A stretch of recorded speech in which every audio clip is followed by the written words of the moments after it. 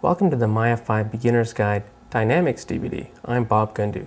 Together, we'll explore everything you need to know to begin using dynamic simulations with Maya software.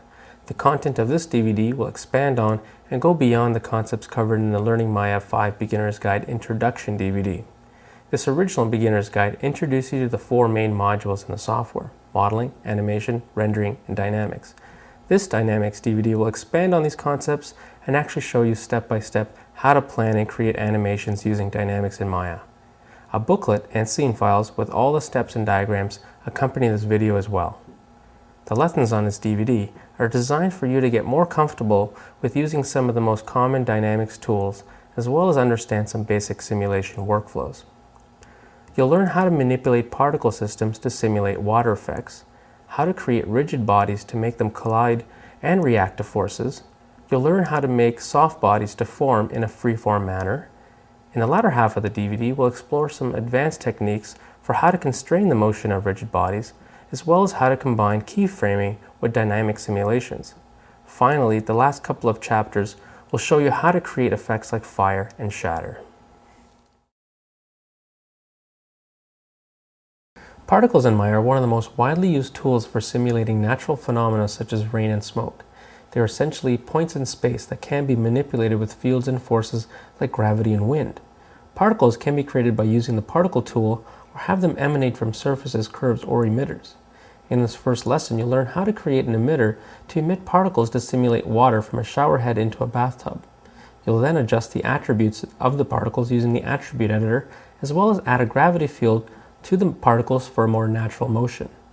Finally, you'll then experiment with particle collisions to make the particles collide with the surface of the tub. Okay, let's begin by setting our project from File, Project, Set, and select Lesson 1. And then we're going to open our scene called Shower. So this scene opens up with a model of a tub and a shower head. And what we're going to do in this lesson is create a particle system that simulates water coming from the shower head into the tub. And before you do anything with dynamics, it's a good idea to check your preferences to make sure that they're playing every frame. And to go to preferences, you can either go to the quick button here on the bottom right hand corner, or go to Window, Settings, Preferences, and Preferences. And you just want to quickly check to see if the timeline playback speed is set to every frame, and the playback by is set to 1. And we got those things checked. We'll go back to our scene. And to create the particles coming from the shower head, we're going to use a emitter. And to create the emitter, we're going to have our menu set to Dynamics, and go to Particles, Create Emitter. And what that does is create an emitter at the origin at 0, 0, 0. Using the Move tool, I'm going to move that up to in front of the shower. Now normally I would put this inside the shower head, but to see what's happening, I'm going to move it just in front. And let's see what we have so far. Let's set our playback range to 500 frames. And simply press play. And what you're going to get is particles emanating from the center of the emitter we just created. These are the default settings. This is called Omni, where it just spreads out from the center. And gray, because we haven't applied any shaders or textures to it. So the first thing we're going to do is change the attributes of the emitter, and then later of the actual particles. So I'll press stop, and we're going to open up the attribute editor by pressing Ctrl A. I'm going to just rename the name of the emitter to Shower Head Emitter.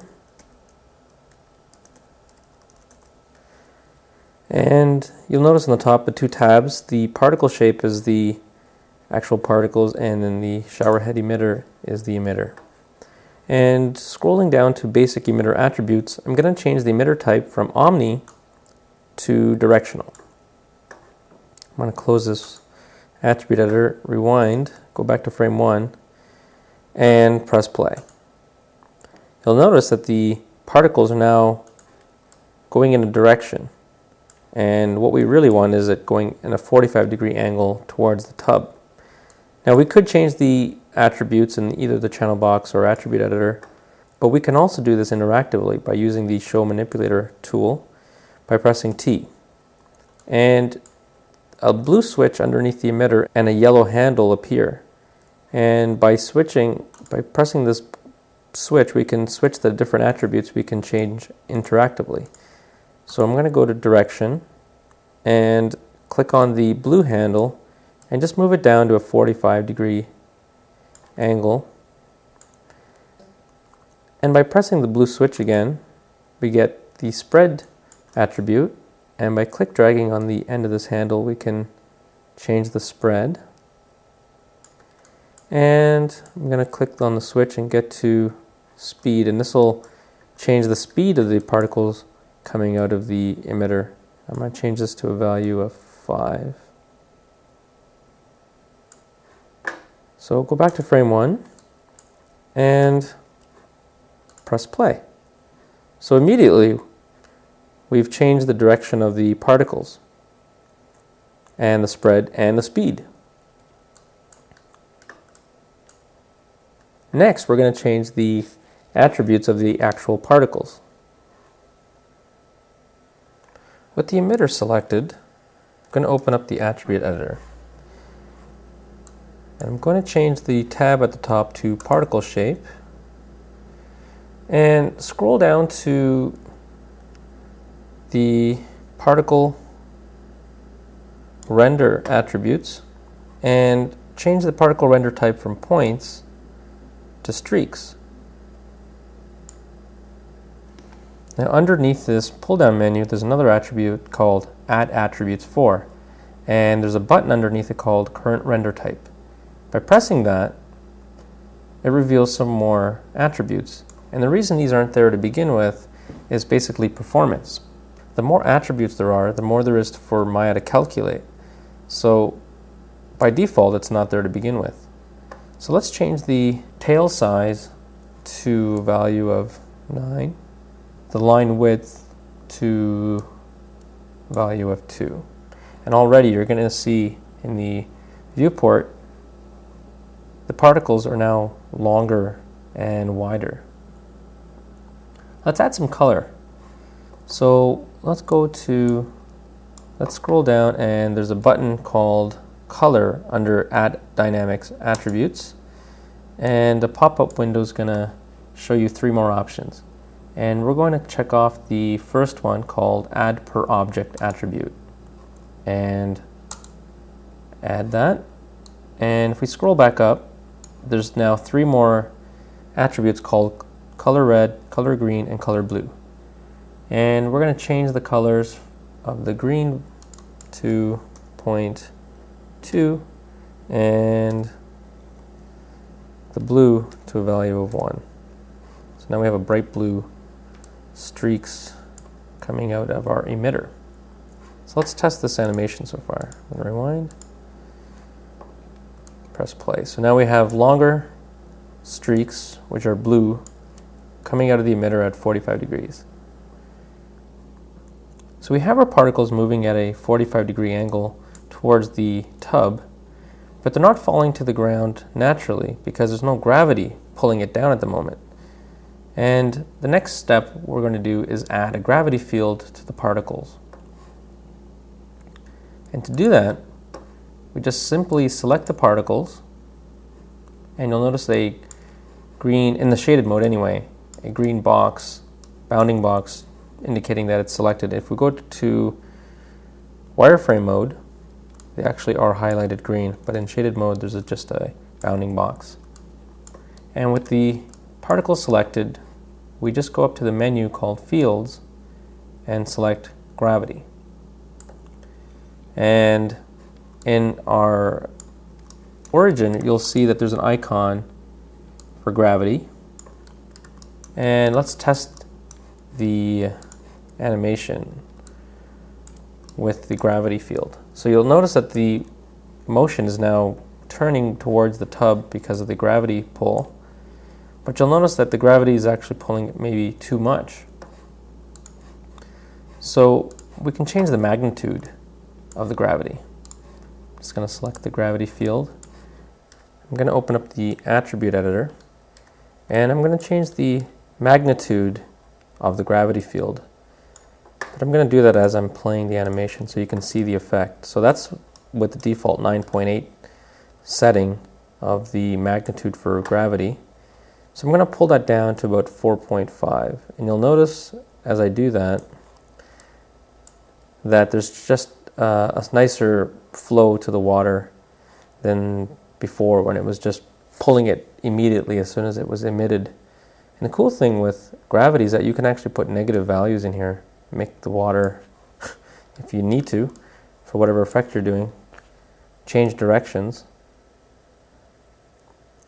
or really heavy. But we're going to set it to a value of about 4.5. I'm going to close the attribute editor. And the next thing we're going to work on is making the water actually stay inside the tub. Now, depending on the kind of animation you have in your scene, you could have a floor here where you never actually see the bottom of the tub. But in our case, we want to have the water contained inside the tub. And you'll also notice that the particles are living forever, meaning as soon as they're born, they don't die, they just continue to fall. And that takes up a lot of computation, time, and resources like RAM and such, where we can actually assign an actual death for these particles. Okay, now let's make the particles collide with the tub.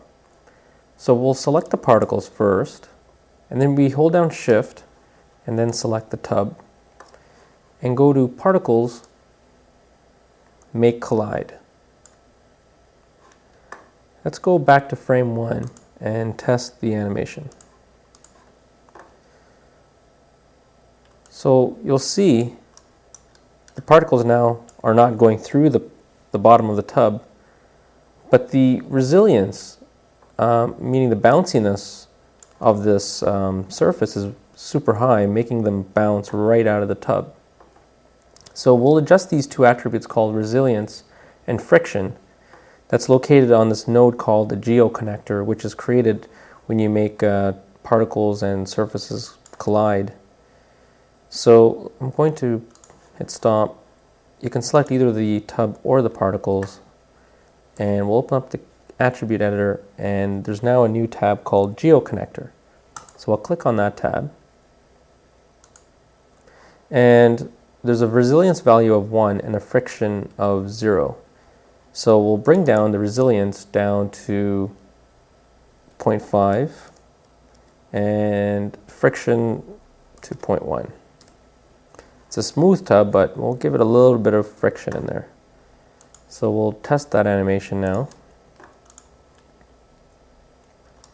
And so now you'll see them bounce, but not as high. And they're kind of just swimming around in there. But we can add a little more realism by creating something called a particle collision event. And also, the particles are still living forever, meaning they're down in here, still in the tub, but we don't really need to see them after they've actually hit the side of the tub. But what we're going to do is actually have another particle system emit as soon as the original particles hit the surface of the tub. And to do that, we use something called the particle collision event window. And we'll do that by selecting the particles. I'm going to close the attribute editor for a second and go up to particles and select particle collision events. And another window will pop up, and this window will have the original particles that we've just selected in the objects window at the top. And we scroll down, and you have to make sure that the particles are actually selected at the top. And what we want to do is as soon as the original particle hits the surface, we want it to emit another one. And you have an option here to split it in whatever number of particles after it hits, but we want it to actually emit. So we'll select emit. And we want a couple of random particle numbers to emit from that. So we'll turn that on and we'll set the number of particles to 2. And we'll also select this button here that says original particle die. So as soon as the original particle hits the surface, that particle will die, but it will be emitting some new particles. So let's check that on and then select create event and then press close. And I'm going to rewind and see what this animation looks like now. So you'll see at the bottom, the original particles are dying as soon as it hits the tub, and new particles are coming out.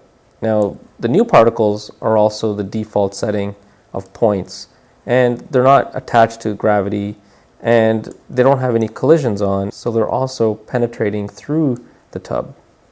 So let's change the attributes for the second set of particles. So I'll select the new particles and open up the attribute editor for that. And let's change these to multi-point instead of just point. And they'll look a little more dense too. And we'll change the color of these by pressing the color button under the add dynamic attribute. And we'll add it per object as well. And then you'll notice some more attributes under the render attributes, like the green, red, and blue. And we're going to change we'll change them all to a value of 1 to make them white. And we want these particles to have a lifespan, and we don't want them to live forever. In the lifespan attributes section, we'll change the lifespan mode from live forever to a random range of 1. So anywhere from 0 to 1, it'll create a random lifespan for them. So let's just see what that looks like. So it's looking a little better. It's got this misty kind of effect at the bottom of the tub, but there's a few other problems still. It's still going through the tub, and there's no gravity on them, so they're just kind of bouncing up on a strange angle. Now we could select the new particles and attach another gravity field to it in case you wanted a separate setting for the gravity for the secondary emitted particles. But we can actually connect it to the original gravity field that we use for the main particles. And to do that, we're going to select the secondary particles and use this window called the Dynamic Relationship Editor. And that can be found under Relationship Editors, under Window, and then the Dynamic Relationships option. And on the left, we have the particle 2, which is the newer particles that are emitted after the original one hits the tub. And under the right, we see that the gravity field is not highlighted. So by pressing that, now the gravity field that we used in the first part of this animation is also being used for the particle 2. And while we're here, we can also make the collisions turn on for the secondary particles. And by just selecting the tub surface and particle 2, we now have those two connected. And you can actually use this window to deconnect objects as well. So with that all connected, now let's play back the animation. And we have gravity and collisions turned on for the secondary particles.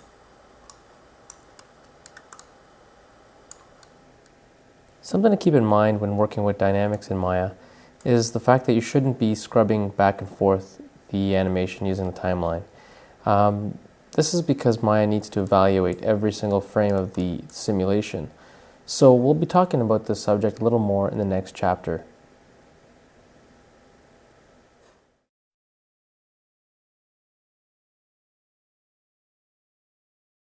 Rigid body simulations in Maya make NURBS or polygon surfaces collide.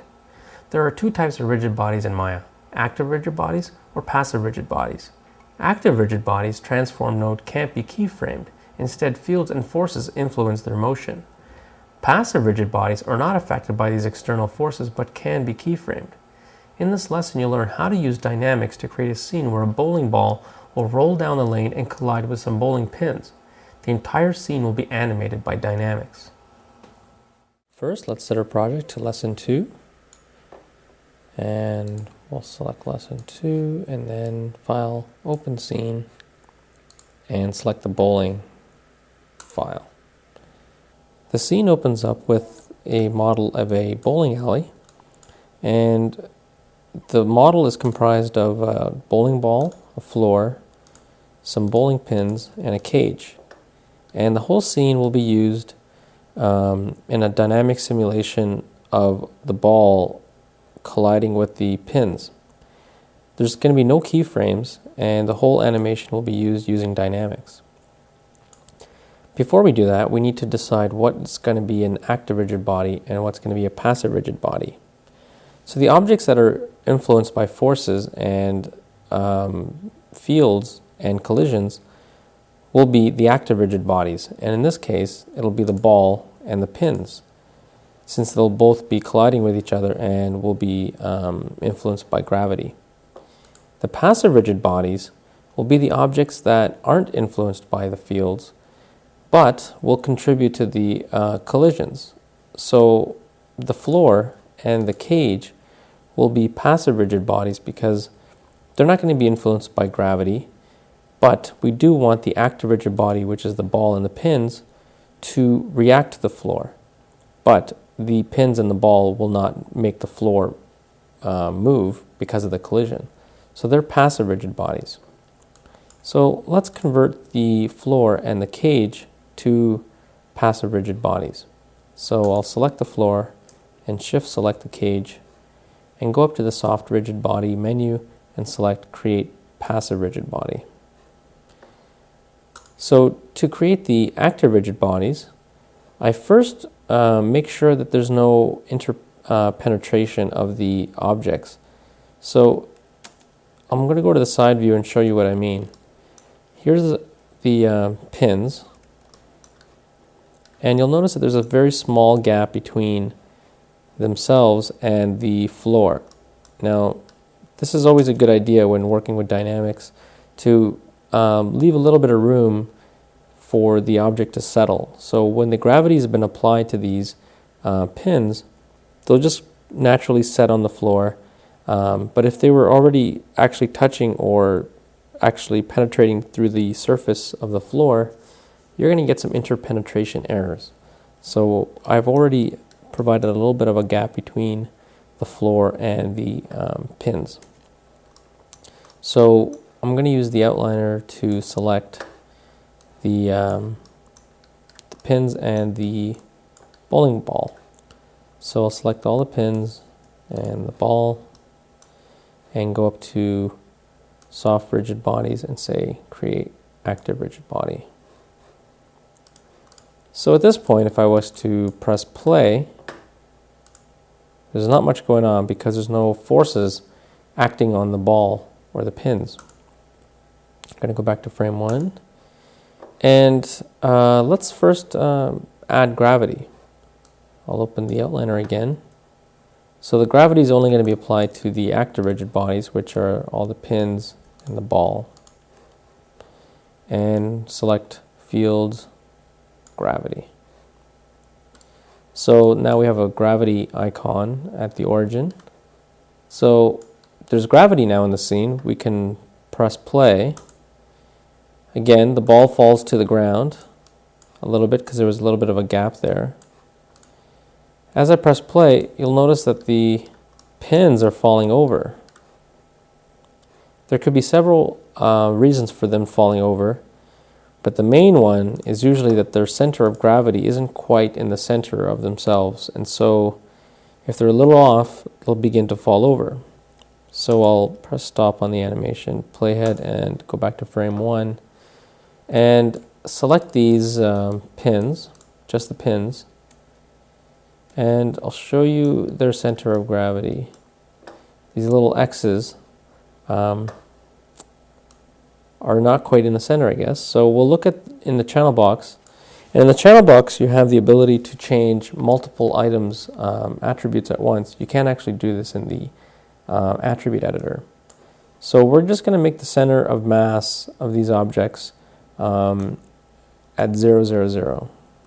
So I'm going to press 0 there. And let's see if that has made any difference in the pins falling over. So now, through the whole animation, they're steady.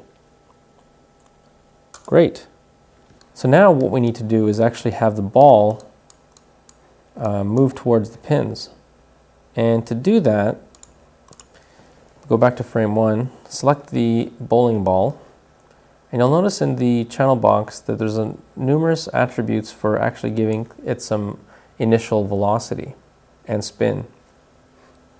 So what we'll do is add a little bit of initial velocity to the z-axis, and if you look at the little icon on the left here, it'll show you the XYZ coordinate space. So we want to go z, but in a negative direction. So we'll go initial velocity z of a value of -50. And we'll give it some spin as well. So the initial spin y will be around, we'll give it a nice spin of 100. And we'll give it a little bit of z-axis spinning as well. And give that a little bit of a value of 10.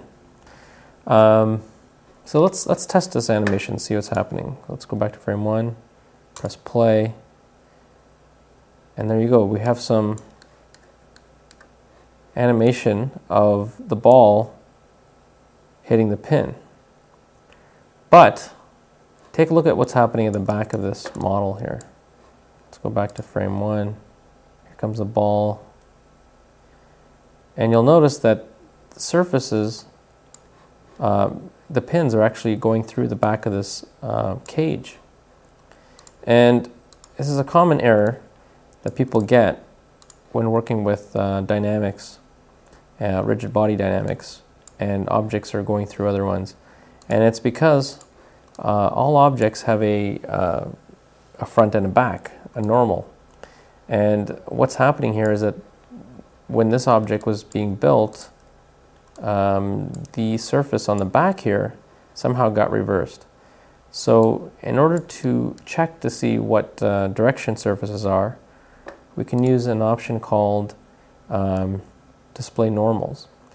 And with the object selected, we'll go up to display. And since it's a polygon surface, we'll go to the polygon components and then select normals. And that'll display little lines from the center of the face, and they should all be pointing inwards. And you'll notice on the back, it's actually, that surface is pointing the opposite direction. So to fix that, we'll right mouse button click on this cage surface and select face. Select the face in question here, which is just the back one. I'll select the modeling menu from the pop-up hotbox and select edit polygons, go down to normals and select reverse. And go back to object mode and play that animation again. Go back to frame 1 by rewinding, but don't play rewind. Go back to frame 1 and try the animation again. So again, the ball hits the pins and we don't have anything falling out of the back this time. So this is the final stage of this simulation. Now you can fine-tune the animation by adjusting the numerous attributes. You may have noticed that the ball is not striking the pins very hard. It kind of bounces off because the mass of the ball is set to a default of 1, as are all the pins.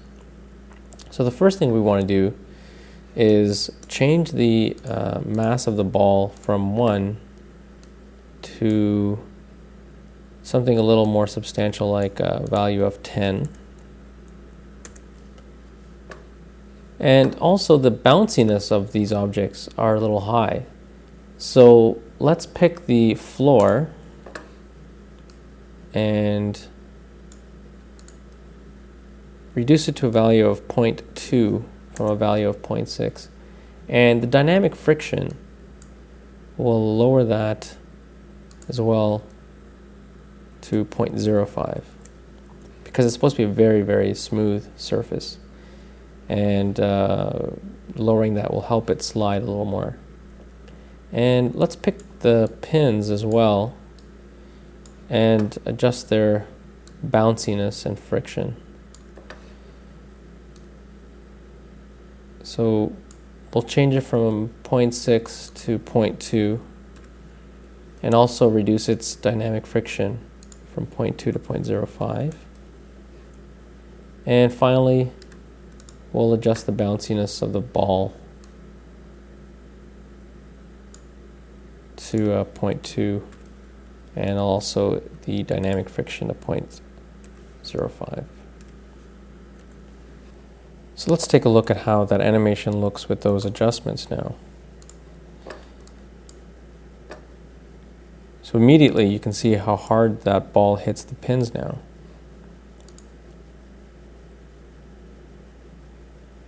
So it's not just bouncing off the first pin, it's actually following all the way through.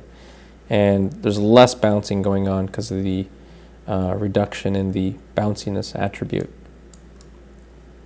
So you may have noticed that we always have to go back to frame 1 to play the animation. Just like the particle example we did before, we need to have Maya calculate each frame from the beginning of this animation. In order for us to evaluate, to be able to scrub back and forth and really look at how the animation is going, we can either create a play blast of the animation, or we can actually cache all of this information in memory, which will allow us to scrub back and forth. And to do that, we go up to solvers in the main menu and go to memory caching and select enable. So I'll go back to frame 1, and what that'll do is play every frame of the animation and actually put it into memory. And I'm going to let this play through the entire 400 frames. Because, you know, if you're working with another animator and someone wants to see how the animation's going, or even for yourself just to evaluate it, this is a great way for you to scrub the animation back and forth. So the first sign is the animation runs a lot faster the second time around, indicating that there's a cache file. So now I'm able to rewind, fast forward, and scrub, and really take a look at how that animation is going, because it doesn't actually have to calculate it anymore. Since it's in a cache, I'm able to do quick evaluations of the animation without worrying about it not calculating properly. But keep in mind that if you make any changes to any of the attributes, you need to disable or delete the original cache file. So if I was to change the mass of this object from 10 to 15, I really should go to solvers, memory caching, and then hit delete. So it's not using that original one. So when I hit play, it's recalculating everything again.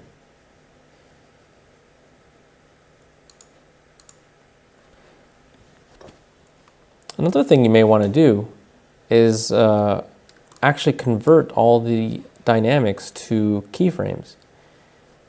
Because if you're happy with the animation, there's no point in recalculating it every time. And you may have other things in the scene going on that will slow down the scene anyway. So a good way to get around that is to actually bake your animation into keyframes.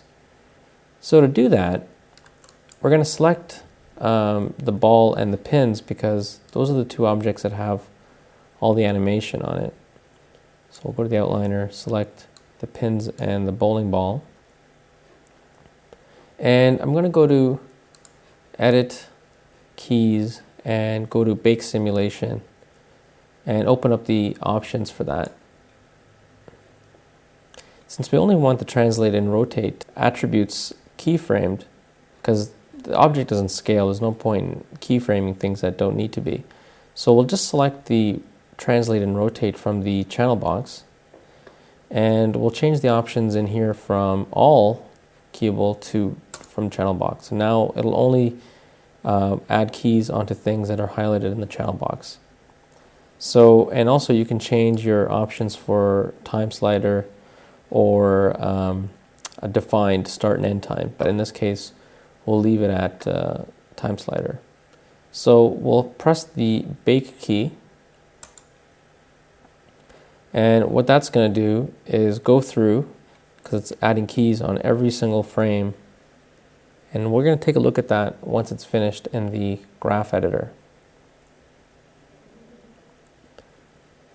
So it's almost done. Okay, so at first nothing looks different, but if we go to Window, Animation Editors, Graph Editor, and then select the ball, here's all the keyframes, all the rotation and translate information that have now been put to keyframes. Same with the pins. I'll just select one here. So here's all the animation for that pin. You can see that it all happens at the beginning of the animation, up to frame 70 or so, then it kind of rolls around. So once you have those keys, you can go up to Edit, Delete All by Type, and select Rigid Bodies. And once that happens, all the keyframes will show up in the timeline, all these red marks. So here's the ones for the ball. So the great thing about this now is it's all keyframe, really fast. Here's the playback.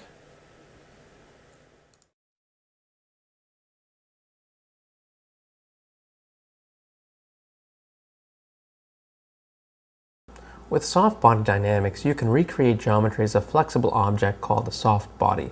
You can then use various animation techniques to make the soft body bend, ripple, and bulge like soft objects in nature.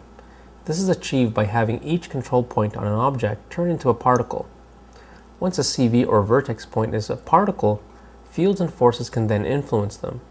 In this lesson, you'll learn how to turn a NURB surface into a soft body with a goal.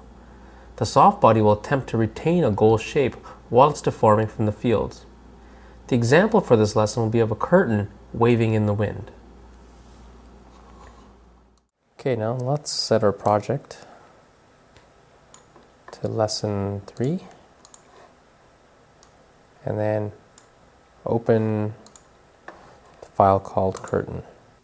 What we're going to do is make this curtain wave as if there's an open window in front of it. And the way we're going to do that is convert this object into a soft body. And what soft bodies are is basically turning the CVs or vertices of your NURBS or polygon object and turn them into particles. So once these CVs are converted into particles, they can behave like particles, which means we can have forces and fields influence their position, resulting in the deforming of the NURB surface. In this case, a NURBS, but it could be a polygon surface as well. And so what we'll do is first convert this object into a soft object by going to Soft, Rigid Bodies, and go to the Create Soft Body menu and open up the options box and change the creation options to duplicate and make copy soft. And what that'll do is duplicate the original surface and make the copy of it a soft object. And then we're going to hide the original by using this option. And the copied surface, which will be the soft object, is going to try to match the original shape. And so the original shape will be the goal. And we'll turn that option on, and we'll start off with a weight of 1 for the non-soft object.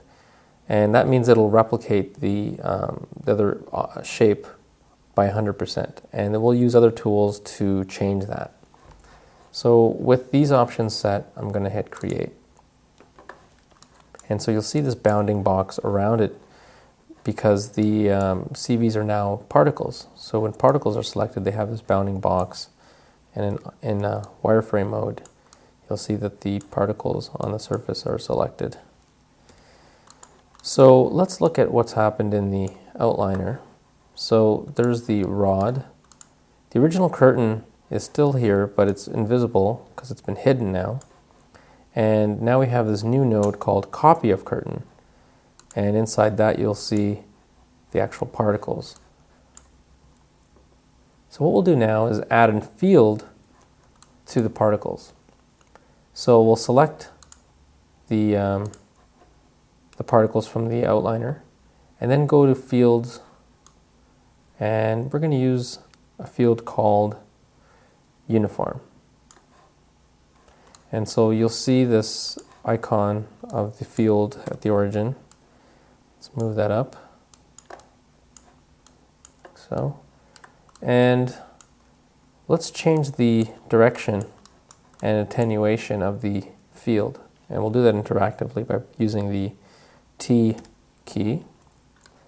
And we'll change the attenuation to 0.3. And we'll change the direction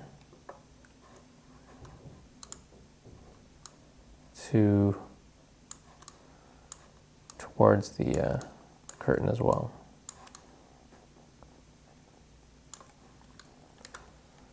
So we have a field now, and we have the soft object.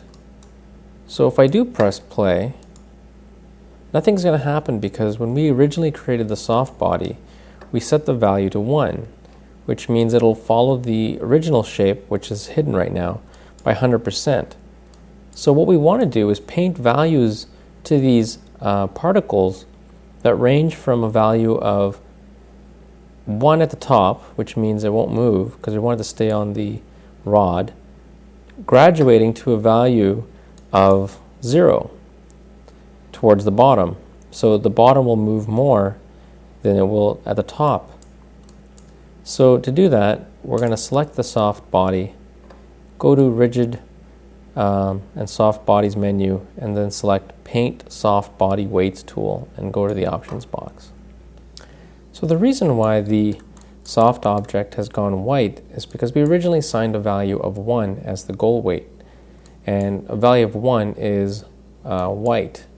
And what we want to do is actually graduate the color from white at the top to black at the bottom, where the bottom will be values less than 1, meaning it'll deviate from the goal weight more than the top will. But we never want to go to a total value of 0 because that means the bottom particles will deviate from the shape and never come back to that shape.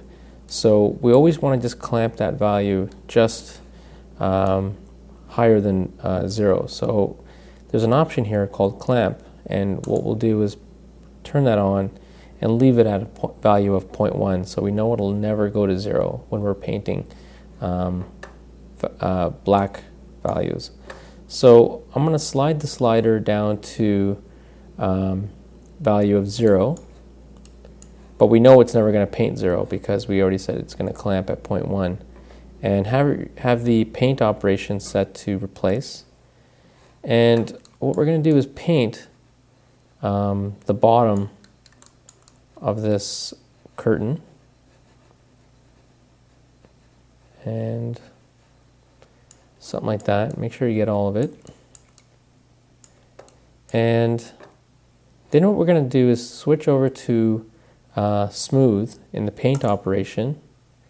And you could paint the smooth, and what it'll do is it'll graduate that area. Or you can flood that operation, so that means it'll just flood the smooth, and And by pressing flood here, you'll see in the perspective window that it's just using that operation on the entire surface. So you can hit it a few times to get that smooth graduation from white to black. So let's just test this animation. So I've set my playback range to 1000 here. Go back to frame 1. Let's see what's happening. So you can see the bottom moves, but then it snaps back. So what we can do is, obviously there's not much happening in the center here. So let's switch back to replace operation and paint some more black towards the top. Go back to frame 1. So now we need to graduate that center area. So I'll get my smooth. Actually, I'll flood it. Let's try that. It's looking a little better.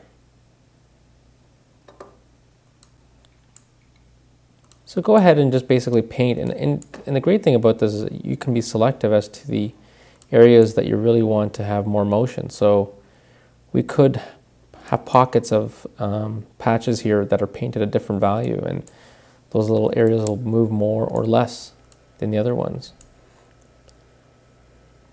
So the next thing I want to do is add springs. And springs is a good way to keep the integrity of the surface. Is you can force the particles to stay closer to each other by attaching from one particle to another a spring. And to do that, we'll select the soft object and go to rigid soft bodies and go to create springs and open up the options window. So the creation method should be at min-max, and the maximum distance will be 1.5. And we'll change the stiffness to a value of 7. And we'll press create. So you'll see on the soft body surface a mesh of springs attached from one CV to another, and there's crisscrossing happening too. So this will hold the surface together as it's deforming. So let's press play. You can see there's a little actually better motion, and you can actually adjust the springiness, the stiffness as well of the springs. So the animation isn't looking too bad, but what would add far more realistic motion to this curtain is a oscillating magnitude value for the field that we have here, the uniform field. And I'm just going to open the attribute editor, and we could keyframe the magnitude value for the uniform field. Have it, change it from a value of 5 to 3 to 1, but that's a lot of work. And a faster way is to actually add a simple an expression to the magnitude field that'll give it a random value between like 1 and 6 or something, and that way you don't have to keyframe it. And to do that, in the attribute editor, with your right mouse button, click over the magnitude name and go to create new expression from the pop-up menu. And I'll just make this window a little smaller.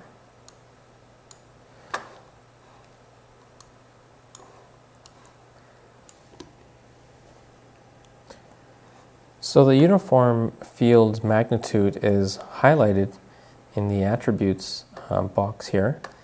And since this is the attribute we want to add an expression to, we'll just highlight that and then bring it down into the expression editor.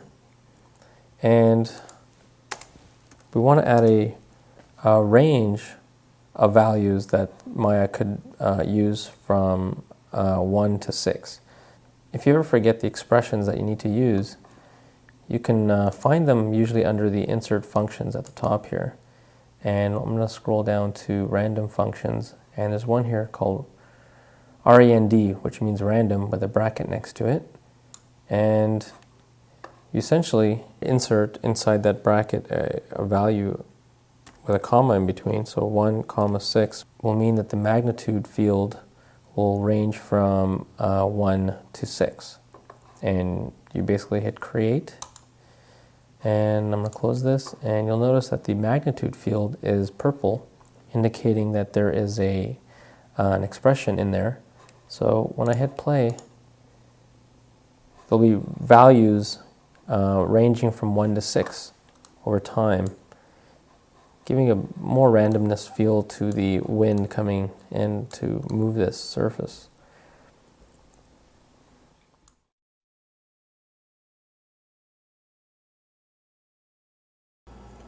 In Lesson 2, I explained how fields and forces can only manipulate active rigid bodies. While this is true, you can also influence its behavior by using rigid body constraints. The constraints simulate the behavior of pins, nails, barriers, hinges, and springs. You can constrain rigid bodies to a position or to other rigid bodies. In this lesson, you'll learn how to use rigid body constraints to make an elaborate mousetrap. In the first part of the lesson, you'll create rigid bodies and then apply the most common constraints, pin, nail, hinge, and spring, to the active rigid bodies. Before beginning the mousetrap file, I'm going to show you just a quick demonstration on the different constraints that we're going to be using for this lesson. And in this scene, there's just some cubes, and the ones on top are passive rigid bodies, and these ones here are all active rigid bodies. And they've all been affected by gravity, and each one has a different type of constraint. So I'll press play. The first one is a very common one, and it's called the hinge constraint. And just like a door hinge, it swivels around a pivot. And the next one is the pin, and it's just like having a metal rod through the center of the object, and you can link several active rigid bodies or have an active rigid body attached to a passive rigid body, as we have here. And this one is a spring, and it's just like an elastic band attached between two rigid bodies. And finally, we have a nail, and it's basically a point, designated point that the object will swivel around, and unlike the spring, it doesn't stretch. So we'll be using these 4 common rigid constraints in the mousetrap lesson. So I'm going to go ahead and set the project to lesson 4. Select choose and file, open scene called mousetrap. So here's our scene, and as we talked about before, active rigid bodies cannot be keyframed, but we can limit their motions using the constraints. So you'll notice here that there's color coding happening to objects that I've already assigned as active rigid bodies, and everything that's green here is a passive rigid body. So let's open up a finished movie of this mousetrap in action. And you'll see how a piece of cheese falls, hits this seesaw, letting this pendulum come down, swing, and hit this push rod, which makes this seesaw at the end also swivel, pushing the ball, bouncing off the springboard, and then onto the ground at the bottom. So going back to our scene here, I've already assigned the various objects to the layer of passive or active. So let's first select all of the green objects, which are going to be passive rigid bodies. And why some things are gray here is because everything doesn't have to be a passive or active rigid body. Some of these objects aren't part of any of the simulation, and none of the objects will ever touch them, so there's no point in assigning them a passive rigid body if you don't have to. So the objects like the floor, the sleeve that'll hold this rod on the left here, the other sleeve that's holding this push rod, and the little platform here that's holding up this crushing ball are all part of the simulation because they'll interact with the active rigid bodies. So we'll be assigning those passive rigid body attributes. So let's select the passive rigid bodies by using the layer editor and right mouse button click on it and go to select objects. And all these objects were already assigned to that layer, so we can easily select them. And we'll go up to soft rigid body menu and select create passive rigid body. So now we'll do the same for the active rigid bodies and use the layer editor and go to select objects and then go to soft rigid body menu and select create active rigid body. And since they're still selected, we'll also add a gravity field because everything here will be animated basically from the gravity field. And we'll go to field and select gravity. So at this point, we don't have any constraints, but we can still see the effect of gravity on this mousetrap. So let's hit play. You can see everything falling down and not going through the floor because it's a passive rigid body. This push rod's still in the air because it's being held up by the passive rigid body sleeve here. And the ball is still resting on the platform. Oh, some things have fallen off the bottom of the mousetrap. So let's start by adding a nail constraint to the pendulum. And to do that, we'll just select the pendulum and go to soft rigid body menu and select create constraint. And this menu will pop up, and let's change the constraint type to nail and change the name of it to pendulum nail and press create. And what that'll do is create a constraint with a little handle which we can reposition by going to the move tool and position it at the base of the pendulum. So let's see the effect of that constraint on the pendulum. We'll press play. You can see now that it's swinging across and it'll hit this push rod. So now you can see that this piece on the end doesn't have a constraint yet. So let's go ahead and add a constraint to this seesaw object on the end. And let's go back to frame 1 by hitting that rewind key, and with the seesaw selected, we'll go up to soft rigid body menu and go to create constraint and change it to hinge. And we'll call this seesaw 3 hinge and press create. And what I'll do is go into X-ray mode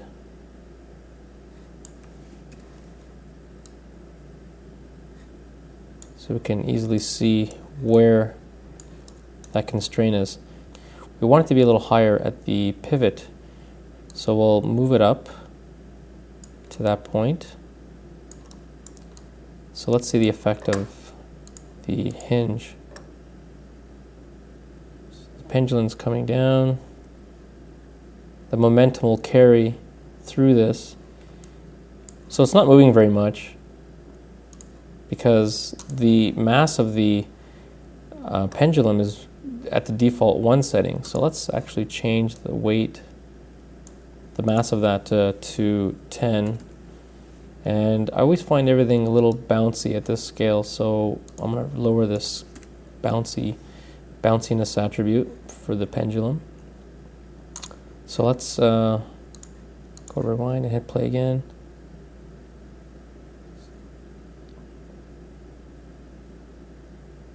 So now that ball really gets pushed off that ledge, but the ball is not landing on this springboard properly because the springboard doesn't have a constraint yet. I'm just going to go back into regular view mode here. So let's add a hinge constraint to this jumping board. So we'll select the springboard and go back to the constraints option box and change it to the name to jumping board, or sorry, springboard. Hinge and press create. By default, it always goes to the center of the object, and we want to move that down to the pivoting point, and it'll probably be easier to use it to see this in the side view. So we'll position that right in the center. So now, when I play, the board is pivoting around the right point, but we want it to stay up and actually have a springboard action.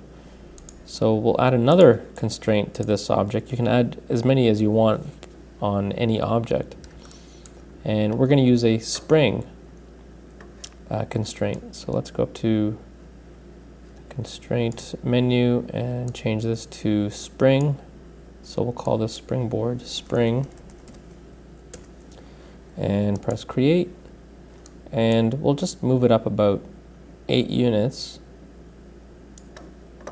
and go back to frame 1, and I'll press play, and you'll see how the springboard is jumping up and down. It's because the rest length of this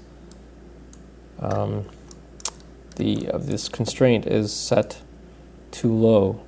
So we'll increase the stiffness to a value of 600 and the rest length to something like 4.3. Rewind and press play. And it's looking like it's pretty steady now. So the next object we're going to add a constraint to is this object. This is Seesaw 1. We'll go up to Constraints menu and change this to Hinge. We'll call this Seesaw 1 Hinge. Press Create. And that's already in the center, so we'll leave that there. Let's see how this animation's looking.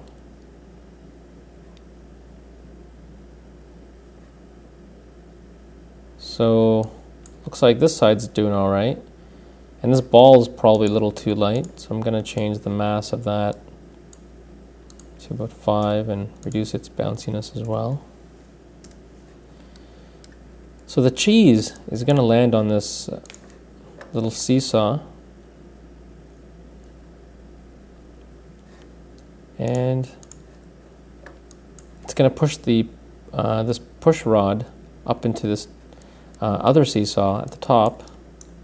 So this needs a hinge as well. Call this Seesaw 2 hinge. And that needs to be moved to the center of that pivot point. So let's see what we have. So the pendulum shouldn't be swinging down at this point because we want the cheese to activate this push rod upwards to release the the pendulum at the top. So what we're going to use is these counterweights hanging on to the left here. Have them attached to the seesaw at the top, which will hold it down as the cheese comes down, which will then push this thing up to release the pendulum. So what we're going to use up here is a pin constraint to this counterweight. And this seesaw at the top has a few other objects grouped with it, so we'll make sure we always grab the topmost node by pressing the up arrows, or you can use the outliner to select the group. And then we'll shift select the counterweight and go to create constraint and select pin, and we'll call this counterweight pin, and press create. And we're going to actually move the handle just right above the counterweight, and we'll shift select the counterweight and the one right below it and press create because it's already assigned to pin, and we'll do the last one. So all the constraints now are in place. Let's press play. So what's happening now is the cheese is not heavy enough because now we have all this counterweight holding this pendulum up.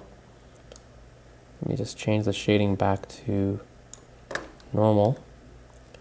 And so the cheese has a default mass of 1. Let's increase that to, let's try 7.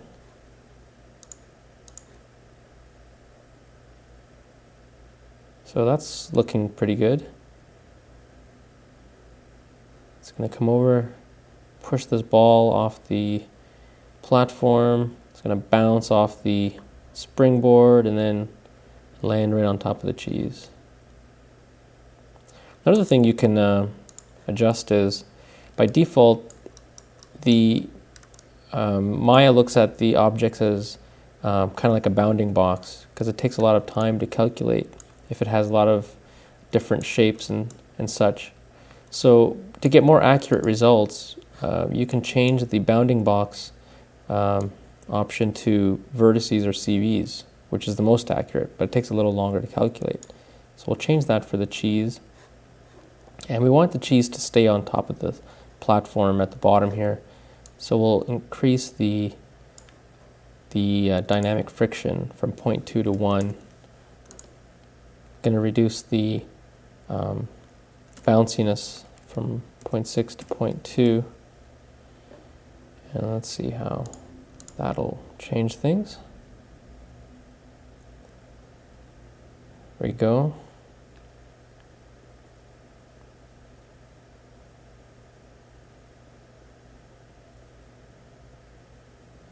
And bounce, and then hits the ground.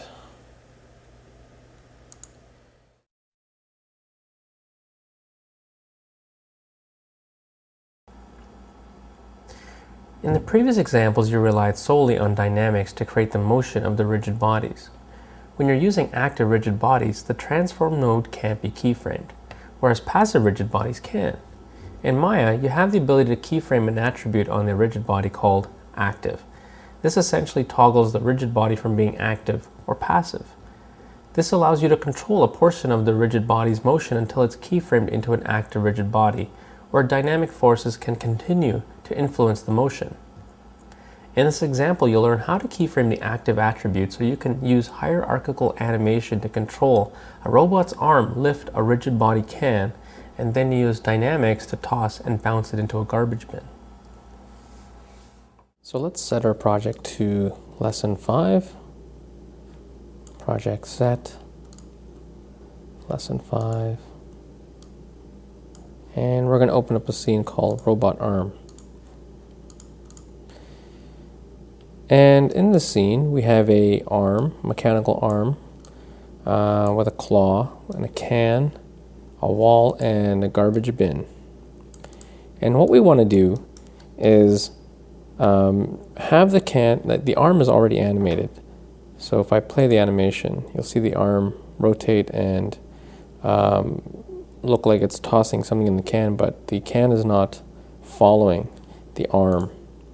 But what we want to do is have the can parented to the claw, so it follows all the motion up until around 189.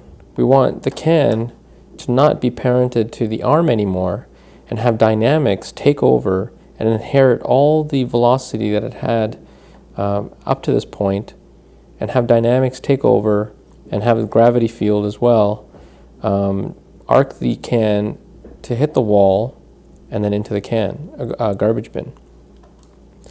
So we've already talked about how active rigid bodies can't be keyframed or parented to other objects. And the way we can get around that is actually keyframe the active rigid body and keyframe the attribute called active. And basically what it is as a passive rigid body, it is able to follow the arm and have it parented. It has no problems when it's passive, but when it's active, it ignores any kind of hierarchical animation, and therefore we can have dynamics take over. So what we'll do is, after we convert this object into a passive rigid body, which will allow the arm to animate it, we'll animate the active attribute where it'll switch over to being an active rigid body from a passive rigid body, and then we'll add dynamics like gravity to help it arc into the garbage bin. So the first thing we want to do is have the can follow the arm, and to do that we'll parent it to the claw in the hypergraph. So in the hypergraph you'll see the can here, and here's the claw node, and we're simply going to select the can with the middle mouse button, drag it over on top of claw, and now you'll see it underneath the, as a child, underneath the claw node. So we'll close that. And so now we'll look at the arm moving the can. So it lifts it, turns it around, and tries to toss it, but it's still parented, obviously. So it's going to follow the claw through the whole animation. So the next thing we're going to do is convert the can into a passive rigid body. So we'll select the can and go up to soft rigid bodies and select passive rigid body. Now, as a passive rigid body, the animation should look identical. So it does. From frame 1 to 189, the can is going to remain a passive rigid body. And then from frame 189 on, it'll be an active rigid body. So what we need to do is keyframe the state of the can as a passive rigid body from frame 1 to 189. So we'll go to frame 1 and go to soft rigid body menu and select set passive key. So it's basically a passive rigid body all the way, let's say 189 is a good frame to pick. And at this point, it's going to be an active rigid body. So let's then select soft rigid body menu and say set active key. So let's rewind and go back and watch our animation, and what we get is from 1 to 189 the can is a passive, and then right after that it becomes a active rigid body, which inherits the velocity of the arm, which is kind of cool. So now what we want to do is add gravity to the can. Since the can is already selected, we'll just go fields, create gravity. So let's rewind that. There you go. But the gravity magnitude isn't high enough. It seems to be really overshooting this wall. So with the gravity selected, we'll change the magnitude to 30. So let's play that animation. There we go. It's looking a little better. So now we want the can to bounce off these two objects here. So we'll select both of those and make those passive rigid bodies. So let's watch that animation now. So it's hitting the back wall, but it seems to be going through the surface of the garbage bin, and that's probably the same issue that we had with the bowling alley scene, where the normals of the surface are reversed. Because when this object was created, it was created from a cube, and the cube's normals are always facing outward. And in this case, since we want the object to be inside this, the normals have to be reversed. So with the object selected, I'm just going to use the hot box and go to Edit Polygons and go to Normals, Reverse. So now, let's play back our animation. And there we go. The can is inside the garbage bin.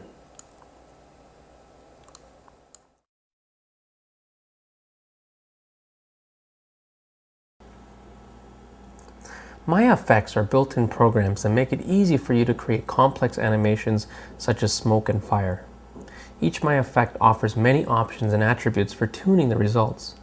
In the effects menu, you'll find presets for fire, smoke, fireworks, lightning, shatter, curve flow, and surface flow. This lesson will focus on the most common being fire, shatter, and curve flow. I'll quickly show you how to use the fire, and I'm just going to make a NURBS cylinder and select the cylinder and basically just go to Effects and select Create Fire. And if I press play, you'll see this green kind of like particles coming off of this cylinder. And to see the results, you basically just need to render a frame, and I'm going to press the render key, and here you go. You see this is just a single frame, but you can see how good the quality can get. There's numerous attributes you can change in the channel box to fine-tune the motion, but off the bat you get some really good results for creating fire, and it has a nice glow on it as well. The next effect I want to show is the shatter, and to do that we're going to set our project to lesson 6 and open up the scene called Shatter. And in the scene we have a nerve sphere and a step. And what we want to do is have the sphere bounce off of this first step, and then on the second lower level we want it to shatter on impact. And to do that we're going to use the shatter effect found under the effects menu, and even just as a modeling tool, the shatter tool is really helpful in just breaking up a surface. So I'm just opening up the Create Shatter Effects Options window and clicking on the Surface Shatter tab and changing my original surface to delete, and just press Create. And what this does is actually divide my surface up into small pieces, and you can define as to how many pieces that is. It's a really neat modeling tool, but what we're going to use it for is actually some animation. So I'm going to undo that. So some of you may be asking, why don't we just shatter the object and turn them into active rigid bodies and have it fall down using gravity? That would work, but we don't want it to actually fall apart on the first impact. We want it to fall apart on the second impact.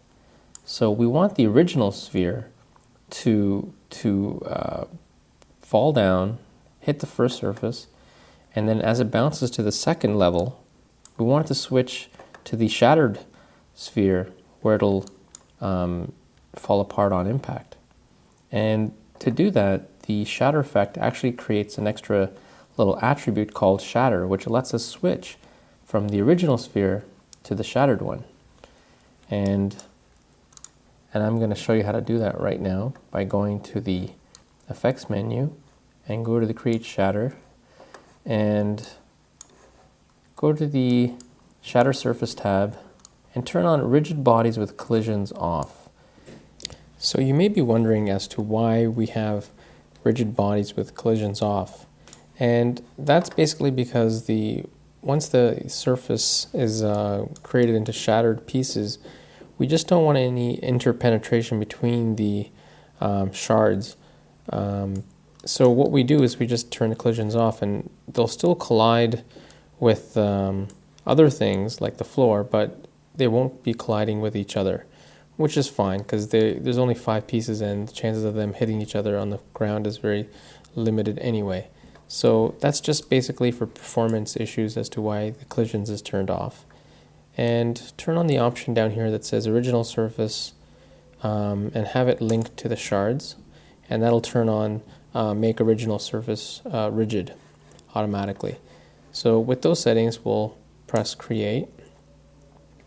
So now what we have is the new shattered sphere, and you'll also notice that in the channel box there's an attribute called shatter, and it's on right now.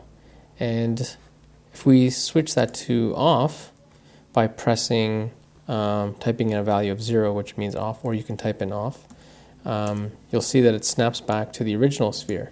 So using this attribute, we can jump back and forth to the original sphere or to the shattered piece whenever we need to.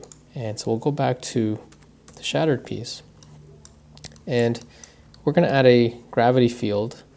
I'm also going to open up the outliner, and you'll see here that the nerve sphere has a node underneath it called shatter with all the different shards in there.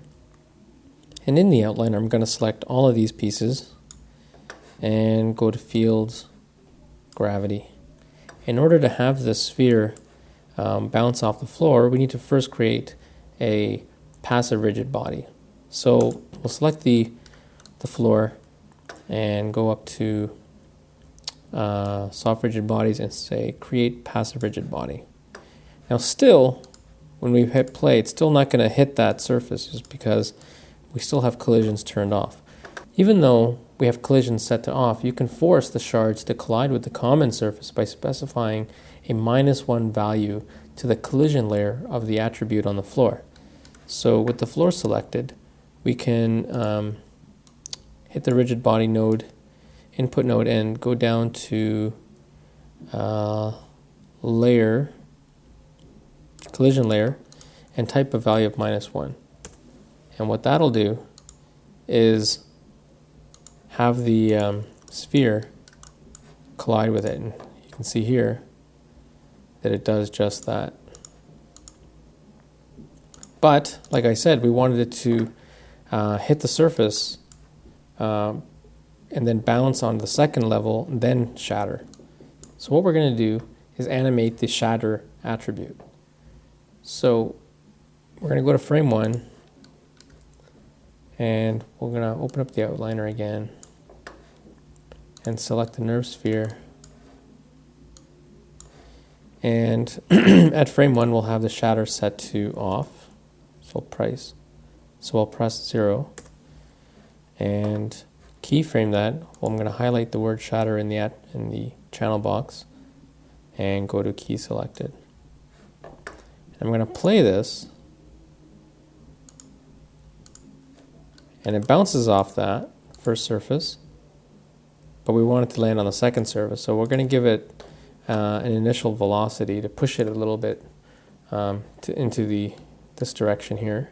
We'll set the initial velocity z to -2, and we'll give it some spin, initial spin of around the x of -100.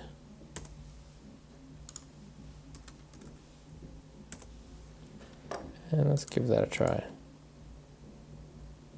So there we go. Now it bounces down to the second level. And just before it hits the second level, we're going to stop it and keyframe the shatter attribute to on. and keyframe that. Go back to frame 1 and play. So bounces, now it switches to the shattered one, and there you go. Pieces.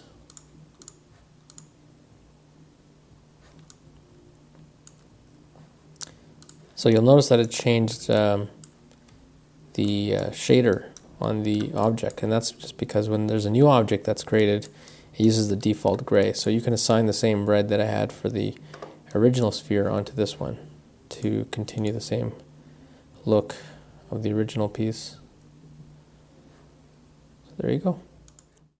And the third effect I'm going to show you is the curve flow effect. And I'm just going to open our scene in lesson 6 called curve flow. And basically there's just a curve. We'll be using this little model of a fish in a second, and have a hidden layer of caves on either end of this curve. And I'm going to turn that off for now. We'll bring those back in a later part of this lesson. And what we're going to do is have particles flowing along any NURBS curve. So basically select the curve, and I'm going to set the playback range to 400 frames and select effects and select curve flow.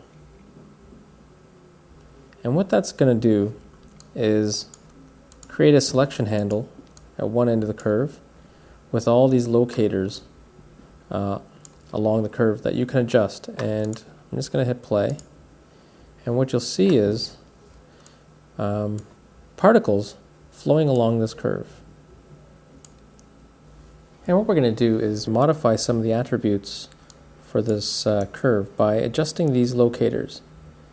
And by selecting the curve flow from the selection handle on the one end, and in the channel box you'll see these attributes called locator from 0 to 5, and they're basically controlling these locators right here.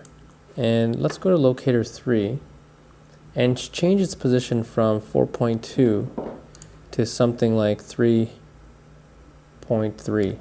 And as I'm adjusting that, you can see in the perspective view that that locator then flows along the curve. And I'm moving it closer to the other locator number 2, and what that's going to do is accelerate the particles at that point. So see how they're bunched up because I moved that one up, and then it has to quickly go from there to the next one. So that's one way to control flow along the curve. You can also adjust the spread of that particle at that area by selecting the ring and then scaling it up. So by scaling this up, see how the particles have spread out at that point? Let's make that even bigger.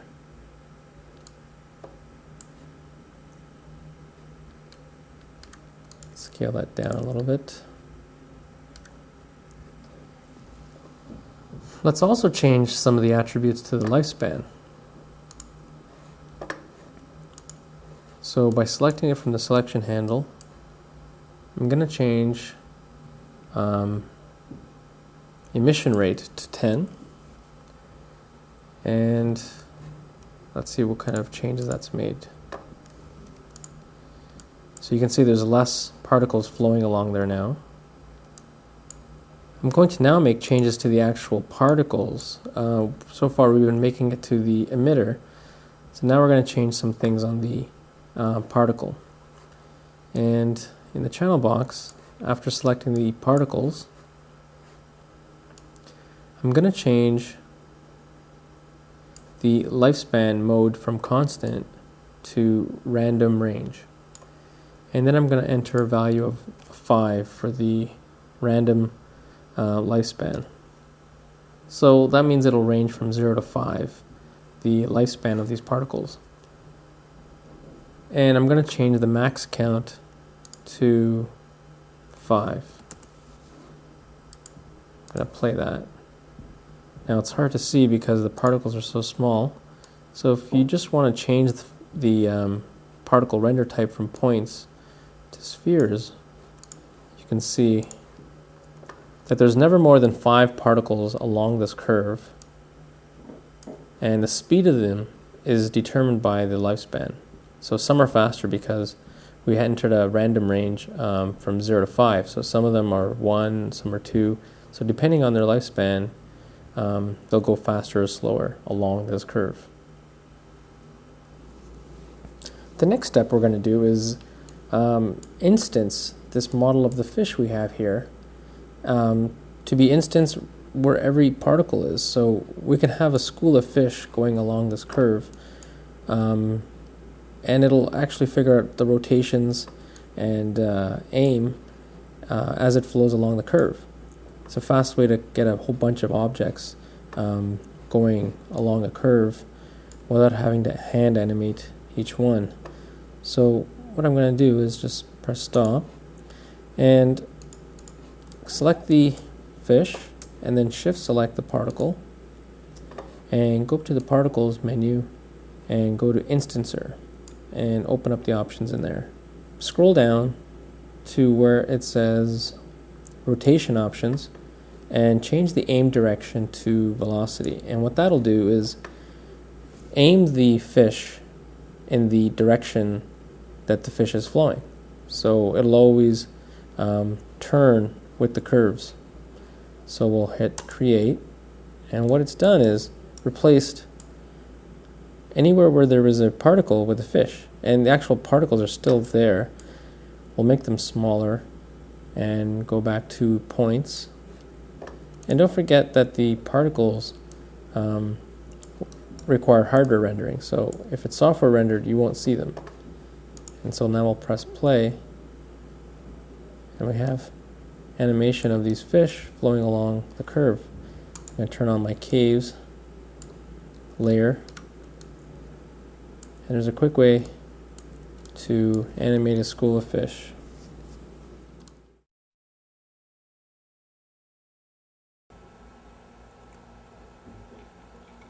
We have now covered the essentials for animating with dynamics in Maya.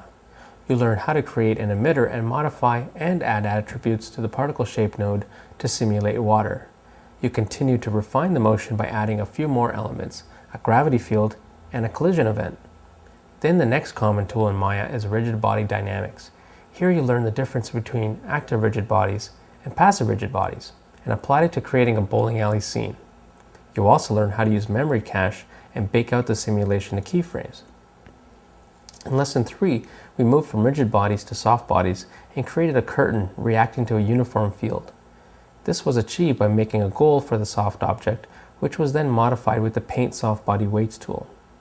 In the next lesson, you combined your knowledge of rigid bodies and introduced rigid body constraints, which allowed you to restrict the motion of some parts of the mousetrap. Lesson 5 combined traditional keyframe animation with dynamics by animating the active attribute on and off on the rigid body can. Finally, the last chapter showed you some quick effects that can be achieved by using the preset functions for fire, shatter, and curve flow. To continue your learning path, I recommend you explore the online tutorials available with Personal Learning Edition or Maya Complete. You can also find the Art of Maya Lite PDF on this DVD. Also check out the Alias store where you can find more DVDs and books like the full version of Art of Maya and Learning Maya Foundation. This concludes the Beginner's Guide Series DVD.